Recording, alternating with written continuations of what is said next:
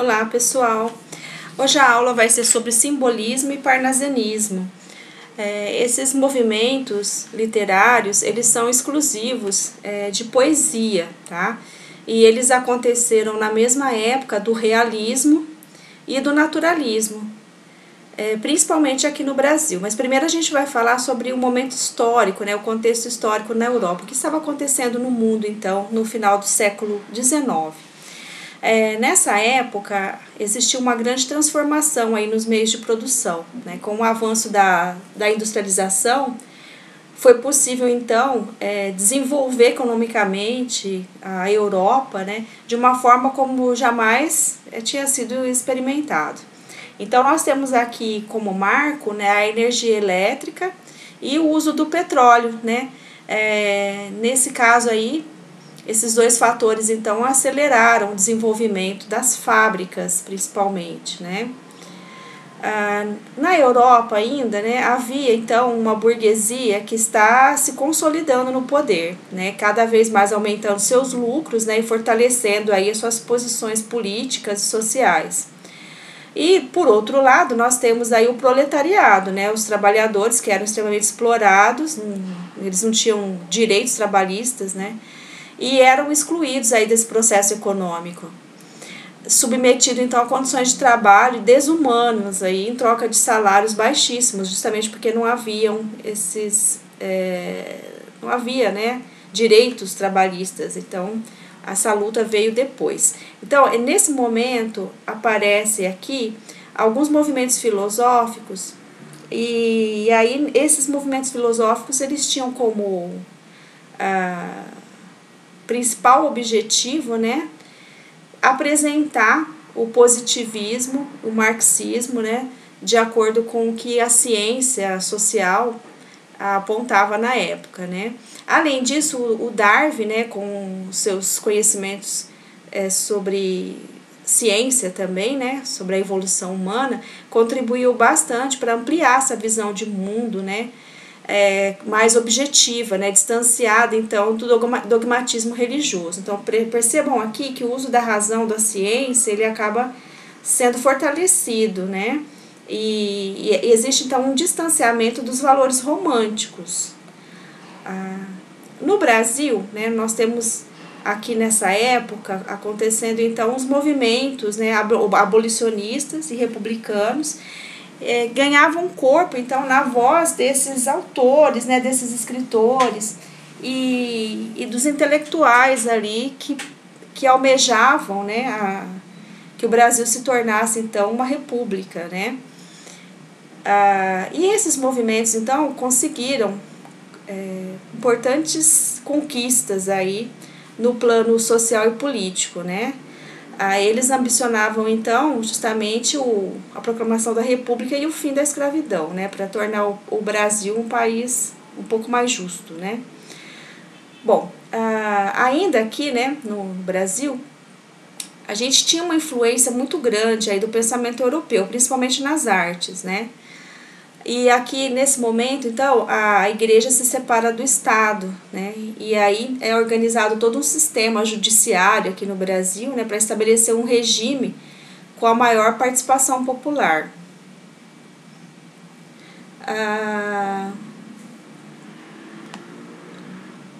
Bom, e aí, nessa época, nós temos vários movimentos literários acontecendo. Um desses movimentos literários a gente chama de parnasianismo, né? Nós temos aqui um grifo, né, do Alfredo Bozzi, que é um crítico literário contemporâneo, né, do nosso tempo. Ele faz a seguinte citação, né? O realismo se tingirá de naturalismo no romance e no conto, sempre que fizer personagens ou enredos submeterem-se ao destino cego das leis naturais que a ciência da época julgava ter codificado, ou se dirá parnasiano na poesia, à medida que se esgotar no lavor do verso tecnicamente perfeito. O que isso quer dizer, gente? Que ao mesmo tempo você tinha, então, o realismo acontecendo, né? O naturalismo, que eram escolas literárias, movimentos literários distintos, e na poesia você tem o parnasianismo e o simbolismo, tá? perceba que o ideal parnasiano ele é completamente diferente do que se pregava no realismo e no naturalismo, tá? A única coisa que eles têm em comum é que eles eram antirromânticos, que é justamente isso que nós vamos ver agora, tá? Então, o parnasianismo, ele então, aconteceu ao mesmo tempo aí, né, do realismo e naturalismo e do simbolismo. E está fortemente marcado, então, por esses ideais cientificistas, né, ou seja, voltados para a razão, para a ciência, e revolucionários do período, porque eles ambicionavam por mudanças, tá? Juntamente, então, com as escolas do realismo e naturalismo, o parnasianismo constitui um grupo de movimentos literários que reagiram, então, diretamente contra os princípios românticos, cada um ao seu modo. Então, você tem aqui o realismo, que vai atacar a subjetividade romântica, ou seja, o que é o oposto de subjetividade? Seria a objetividade. Você tem uma escrita aqui de contos e romances que são mais próximos da realidade, né? Por isso o nome realismo. E aí não vai haver aqui aquela idealização romântica, né? Aquela subjetividade, ou seja, tudo voltado para o eu. Nós temos aqui no realismo uma crítica muito forte à sociedade, né? Ao indivíduo como um ser social, passível de erros, de acertos. Então, vai falar a respeito da identidade, da realidade, do jeito que ela é mesmo, né? Sem ficar dourando a pílula, tá? No caso do naturalismo, vai atacar a idealização romântica, vai cair por terra aí esse sonho romântico, né, de ficar idealizando a mulher, idealizando o amor. Aqui no naturalismo é completamente diferente, né? O naturalismo e o realismo são muito parecidos, tá? Tem algumas características ali que vão diferir, mas depois a gente fala sobre isso. E no caso do parnasianismo, que é o nosso foco agora, vai atacar o sentimentalismo romântico, vai combater esse sentimentalismo romântico, tá? Apesar de que alguns poetas parnasianos, em alguns poemas, apresentam características românticas, porém, o principal objetivo deles é atacar esse sentimentalismo, né, no geral, tá? Aí, por que se chama, então, parnasianismo, né? Essa origem aí do nome vem de Parnaso, que é um lugar que realmente existe na Grécia, que tem um monte lá chamado Monte Parnaso. E aí, de acordo com a mitologia grega, lá vivia Apolo, que é o deus das artes, do sol, da profecia. Então, o nome parnasianismo tem origem na Grécia, né, segundo a lenda aí. E aí, esse Parnaso acabou sendo aí a origem do nome do movimento, em homenagem, então, tanto a sua origem, né, quanto aos deuses aí gregos, tá? Porque, gente, a influência da Grécia e a influência clássica aqui no parnasianismo, ela é muito forte, tá? Vocês vão notar que até a temática deles, né, vai abordar justamente aí alguns elementos aí gregos, tá? Bom, nessa época, né, acontecia o que a gente chamava de Belle Époque, né? A Belle Époque é o auge aí da burguesia, né, das pessoas que tinham muito dinheiro, curtiam a vida. E essa Belle Époque é uma época que as elites europeias se divertiam muito, né? Justamente porque havia um lucro muito alto aí por causa do imperialismo.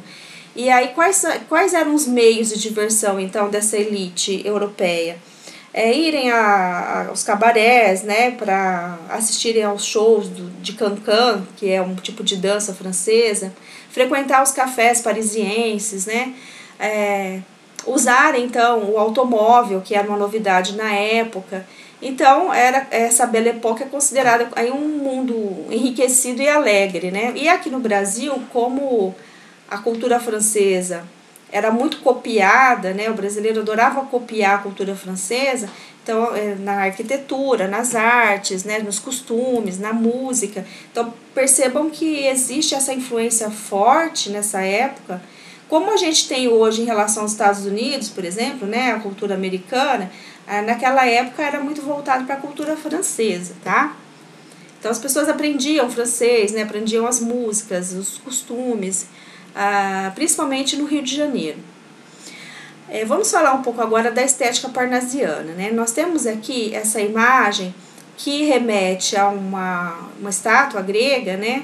Então percebam que essa estética parnasiana ela é muito ligada ao classicismo, né, ao clássico, a essa origem da cultura greco-romana, tá? Então, apesar de ser contemporânea do realismo e naturalismo, essa estética parnasiana, ela vai se diferenciar ideologicamente, porque eles não vão lutar por nenhum ideal social e político, eles não vão fazer críticas nos seus poemas, é a arte pela arte, ou seja, a arte ela precisa ser bela e ela precisa ser desvinculada do que está acontecendo ao redor, né? Então é considerado uma poesia completamente alienada, justamente porque não tem preocupação nenhuma com a temática social e nem com a reflexão aí sobre a condição do homem, né? A condição humana, tá? E dentro então dessa estética parnasiana, nós temos como característica chave aí o racionalismo, né? E o objetivismo, tá? Justamente porque havia então essa rejeição dos excessos românticos, como eu disse para vocês, existe uma negação aqui da estética romântica também, tá? E havia então essa negação aí do sentimentalismo, tá? A arte então era um simples entretenimento, é a arte pela arte, tá? E a busca aí da beleza, no caso, tá? O poeta, então, o parnasiano, era um alienado socialmente. E ele se inspirava, então, na Grécia antiga, né, clássica, justamente como forma de negar tudo em relação ao romantismo, tá? E garantir que o prestígio, então, entre as camadas mais letradas do Brasil, ou seja, entre a elite brasileira, né, os ricos daquela época, tá? Então, os poetas parnasianos eram muito queridos aí, eram muito lidos, tá? A gente tem que pensar que o mundo era completamente diferente, né? Não havia as mesmas diversões, né? Os mesmos entretenimentos de hoje em dia, tá? Então, o artificialismo é uma das principais características do parnasianismo, porque valoriza demais a forma, né? Então, nós temos aqui os sonetos, as rimas ricas, né? A métrica perfeita, por isso que eu até escolhi essa imagem, né? É como se fosse uma pedra ou uma joia que fosse lapidada. O poema era visto dessa forma aí, por esse poeta parnasiano, né? Então ele queria ostentar um nível de vocabulário refinado, né? Um rigor gramatical, e que fugia então da possibilidade das pessoas menos abastadas, né? Menos favorecidas economicamente. Então só as pessoas letradas mesmo que podiam então usufruir desse tipo de arte, tá? É uma arte, então, excessivamente descritiva, cheia de adjetivos, de imagens poéticas elaboradas. Então, o objetivo maior aqui é o culto à forma. E busca, então, atingir a perfeição na hora de confeccionar, na hora de produzir, de escrever um poema. Em muitos poemas parnasianos, o poeta é visto justamente como um ourives, né? Como uma pessoa um profissional mesmo que trabalha com joia, né, com lapidação de pedras preciosas, porque assim era visto, né, o trabalho do poeta naquela época, né, como se ele usasse a palavra então para lapidar o seu poema, tá? A estética parnasiana também vai trazer aqui na figura da mulher muita objetividade, né? Nós não temos aqui mais aquela idealização, né, da mulher. Aqui a mulher é vista como um ser de carne e osso, né? E aí, justamente, vai se contrapor aí às idealizações românticas. Dessa forma, então, em vários poemas parnasianos, a sensualidade, o amor carnal vão ser cultivados aí nos poemas, tá? Aí, quais são os autores parnasianos? Nós temos aqui a tríade, né, parnasiana, que nós vamos conhecer agora, né? Você tem aqui na imagem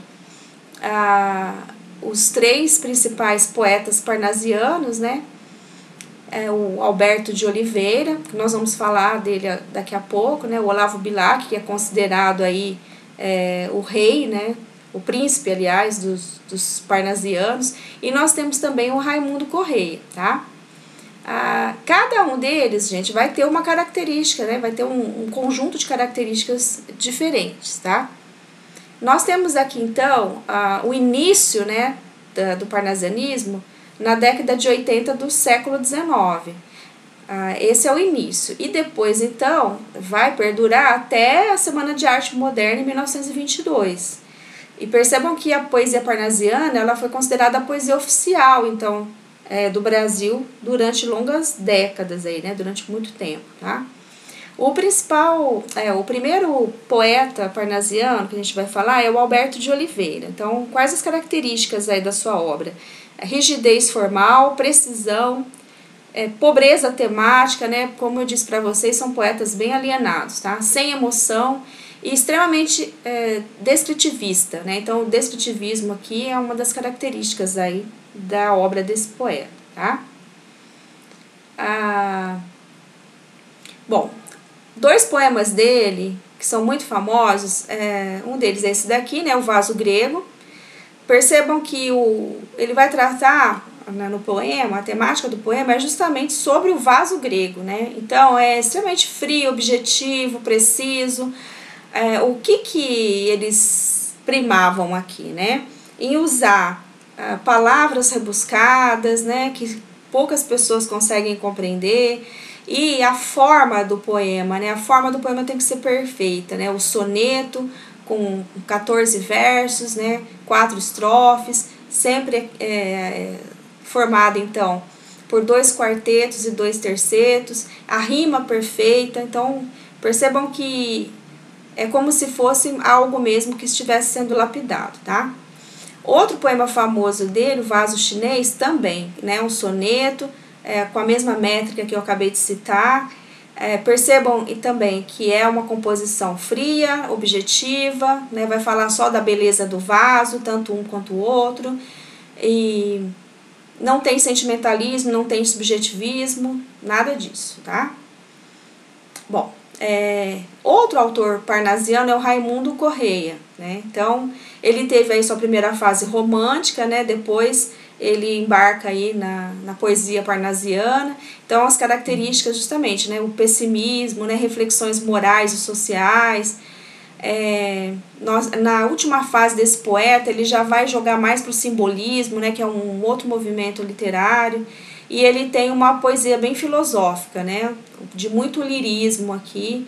E percebam que ele, mais para o fim, então, da vida, ele vai justamente explorar mais os aspectos do simbolismo, tá? Mas existe uma boa fase aqui que ele fica no parnasianismo. Então, percebam que ele começa com características românticas, depois ele segue no parnasianismo durante muitos anos, e aí depois, no fim da vida, ele já recria, né? Faz uma outra obra voltada para o simbolismo.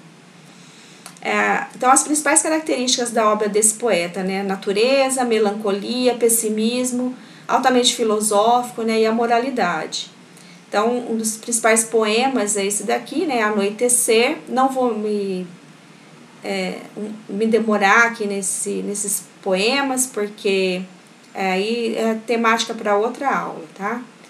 Nós temos aqui o Olavo Bilac também, que é considerado o príncipe, então, dos poetas parnasianos. Ele era um intelectual muito importante na época, né? Ele escreveu o hino à bandeira, e ele é considerado, então, um poeta ourives, né? Que ele vai modelar aí o seu poema como se fosse realmente uma joia, tá?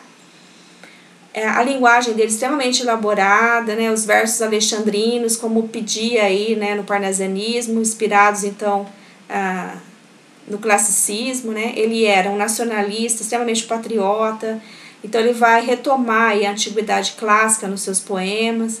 Tem muito lirismo, perfeição formal, intimismo e preocupação histórica. Esse poeta, gente, tem alguns poemas dele que tem algumas características românticas, tá? Mas ele fazia de tudo para evitar essas características, tá? Então, o Olavo Bilac é o mais importante desses três, tá? Aí nós temos as características aqui da obra dele: reflexão da existência, temática da perfeição, nacionalismo, mitologia e o sensualismo. Ele é bastante conhecido, né, pela sua participação cívica. Como eu disse para vocês, ele era um intelectual muito ativo, né, na sociedade brasileira, e ele era, além de nacionalista, ele era republicano também, e era um defensor aí do serviço militar obrigatório. Ele, então, fez oposição, né, ao governo Floriano Peixoto e foi membro fundador da Academia Brasileira de Letras, em 1896. Um dos poemas mais famosos deles é esse daqui, né, Profissão de Fé. Ele vai falar a respeito da profissão de poeta mesmo, né? Então, perceba que ele vai falar a respeito dessa profissão como se fosse um ourives mesmo, tá? Como eu disse para vocês. E sempre exaltando a forma, né? A forma perfeita. Então, ele vai buscar lapidar a palavra, né? E tornar esse poema totalmente perfeito, tá? E aqui um outro trecho de um poema dele que se chama Um Poeta, que novamente ele vai falar a respeito da forma, tá? E como que é árduo, né? Como é difícil o trabalho do poeta, porque ele tem que ficar enclausurado ali, ter muita paciência, muito sossego, para ele trabalhar, teimar e limar, né, aquele poema como se fosse mesmo um objeto duro, né, muito difícil. Então ele vai sofrer, vai suar, até ele conseguir produzir o poema perfeito. Bom, aqui nós temos as características do parnasianismo, né? Todas, então, vão falar justamente do que eu já disse até agora, né? Preocupação formal, comparação da poesia com as artes plásticas, referências a elementos da mitologia grega, preferência por temas descritivos, o enfoque sensual da mulher, habilidade da criação dos versos, vocabulário culto, objetivismo, universalismo, apego à tradição clássica. E eles tinham também, gente, uma estranha mania, né, de realizar nos seus poemas o que a gente chama de rima rica. As palavras que eles usavam para rimar, elas eram de diferentes classes gramaticais. Isso é muito difícil de fazer. Então, só para dar um exemplo, né, atento com o pensamento. Então, percebam que nós temos aqui duas classes gramaticais distintas, né? E eles faziam isso justamente para aparecer mesmo, né? Para mostrar que eles eram poderosos aí na hora de confeccionar seus poemas. Bom, o outro movimento literário, então, é o simbolismo, que aconteceu nessa mesma época e também é um movimento literário voltado para a poesia, tá? O simbolismo também aconteceu no século XIX, teve o mesmo contexto histórico que eu já citei para vocês. E aqui no Brasil, a obra que marcou esse movimento foi Missal e Broquéis, do Cruz e Souza. Tá? Aqui nós temos uma estética, né, e uma temática que vai divergir bastante do parnasianismo. Tá? No que se refere aos aspectos formais ali, os simbolistas vão enfatizar muito o requinte, o rebuscamento nos poemas, e vão recusar esse rigor da disciplina, né? Como eu disse para vocês, o parnasiano é extremamente disciplinado, então ele tratava o poema como se fosse uma obra de arte, né? Como se fosse uma joia perfeita. Aqui o simbolista, ele não vai ter esse rigor todo aí na disciplina, não. Porém, a gente percebe que existem muitos sonetos, né? Bem elaborados, tá? Então, as características marcantes aqui do simbolismo são o antimaterialismo, ou seja, eles não eram ligados à matéria, ao corpo, ao físico, né? Ao que se pode tocar. E também eles eram antirracionalismo, ou seja, eles não tinham o mesmo pensamento racional em relação à vida, em relação à sua obra. Então, percebam aqui que não vai ter o uso da ciência, né, nem da razão nos poemas. A característica principal é a transcendência, ou seja, o transcendental. Esses poetas simbolistas, eles vão buscar a ascensão do espírito. Então, o que importa para eles não é a matéria, é o espírito. É a salvação desse espírito, a salvação do homem.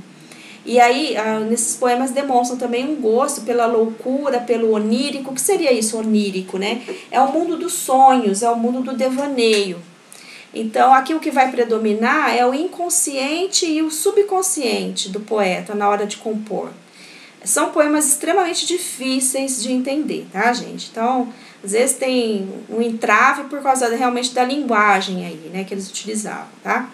Eles primavam, então, pela utilização de muitas metáforas, assonâncias, aliterações, sinestesias, que são figuras de linguagem. A metáfora, né, só para retomar, é uma comparação implícita. Então, eles vão fazer muitas comparações implícitas ali.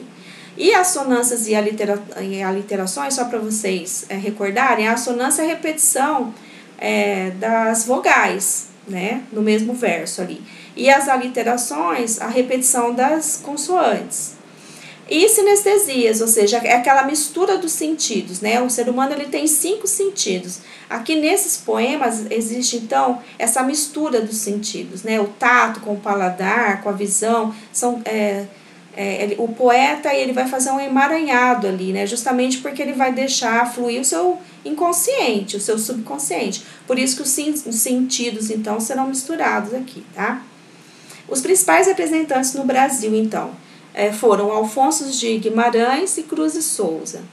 As principais características aí desse movimento literário, então, como eu disse para vocês, a sinestesia, né, a construção desses versos aí descrevendo os sons, os aromas, as cores, né, os 5 sentidos vão ser instrumentos aí de captação dos símbolos que tem ao redor, por isso o simbolismo, tá, o nome.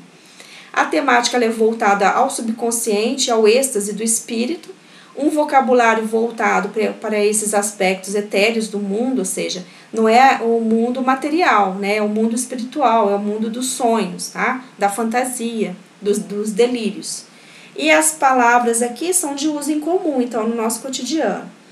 Em muitos poemas simbolistas, a gente vai notar a presença da religiosidade, não são todos, né? Não somente cristão, como também oriental, que nós temos aqui a busca, né, da transcendência simbolista. E, então, não vai falar só da religião cristã, tá? Descrições crepusculares, ou seja, vai falar do crepúsculo, né? Do pôr do sol, do nascer do sol também. A presença simultânea de luz e sombra, então vai haver esse contraste. Imagens sombrias, lúgubres, decadentes. E, como eu disse para vocês, a aliteração e assonâncias. Nós temos aqui esse poeta Cruz e Souza, que é muito importante, ele é o principal poeta simbolista, né, da nossa literatura, e as obras dele, né, principalmente essa Broquéis, Mensal e Broquéis, inaugura então o simbolismo no Brasil, tá? Esse poeta é um poeta negro, né, coisa que era inédita aí na literatura brasileira até então, e nós temos aqui um poeta muito sofrido, né, foi vítima do racismo durante toda a sua vida. Ele nasceu em Santa Catarina. Ele é filho de escravos alforriados, né? Então ele recebeu desde pequeno uma educação muito refinada, porque a tutela dele pertencia ao ex-senhor, né? O dono deles, né, no caso. E ele era um marechal.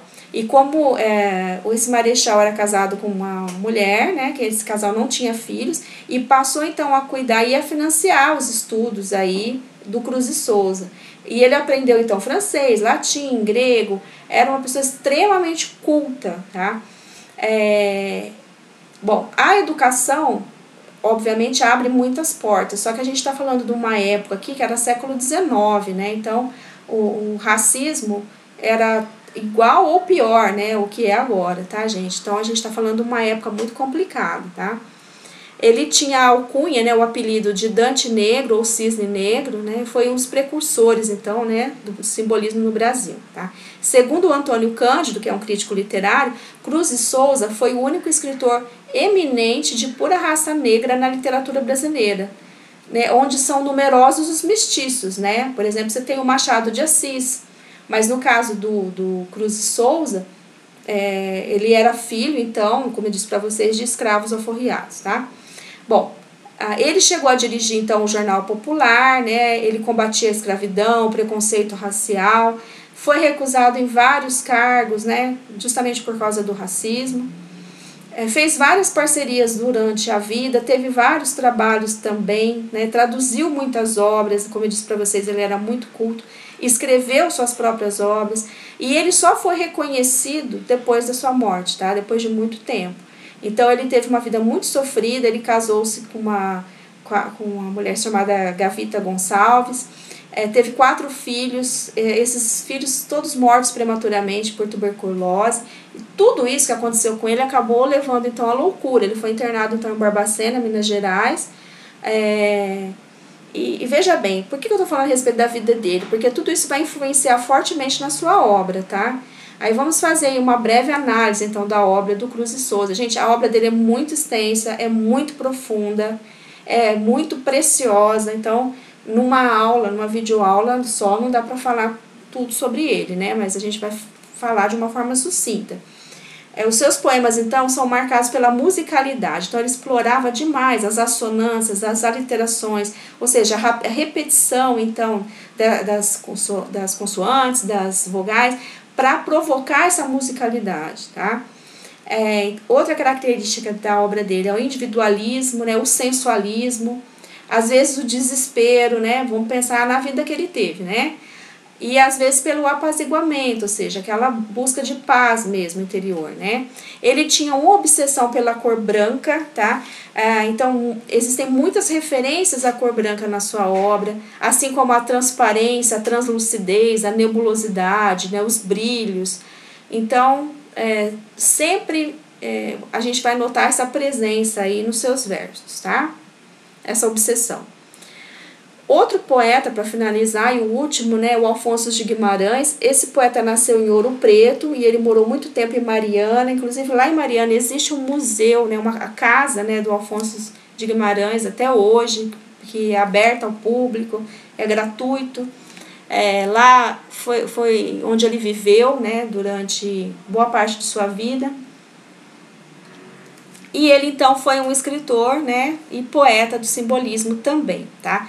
A poesia dele é marcadamente mística e cheia de religiosidade católica, né? Os seus sonetos vão apresentar a estrutura clássica aí, e são muito sensíveis e religiosos, né? Muitos deles, né? Para vocês terem uma ideia, tem um poema dele que se chama Catedral, né? Então percebam que a temática é muito voltada para a religiosidade. Ele vai falar muito sobre o sentido da morte, né? Do amor impossível, da solidão, da inadaptação ao mundo, né? Tudo isso também, gente, reflexo da vida dele, tá? Percebam que a poesia dele é muito voltada para o tema da morte da mulher amada, porque ele teve um amor na adolescência, essa moça acabou morrendo, né, a sua noiva, e isso acompanha ele durante toda a vida, mesmo ele tendo se casado com outra mulher, tendo, se não me engano, 14 filhos com a outra mulher, ele sempre vai pensar nessa noiva, né, que morreu prematuramente, tá? E vai construir muitas imagens simbólicas aí nos seus poemas, com as palavras, tá? Ele era juiz, né, um intelectual e também muito envolvido na política do seu tempo, tá? Percebam que nós temos aqui uma poesia que é muito consagrada, né, hoje em dia. Ele ainda teve o reconhecimento em vida, coisa que não aconteceu com Cruz de Souza, tá? E ele fazia também, além de escrever seus próprios poemas, muitas traduções, porque também ele era extremamente culto, né, sabia vários idiomas. Então, nós temos dois poetas aqui muito importantes para a literatura brasileira. Bom, pessoal, eu vou ficando por aqui para não estender mais a aula e depois eu volto com outra aula a respeito, então, da poesia simbolista. Um abraço a todos, obrigado, então, pela atenção, até mais.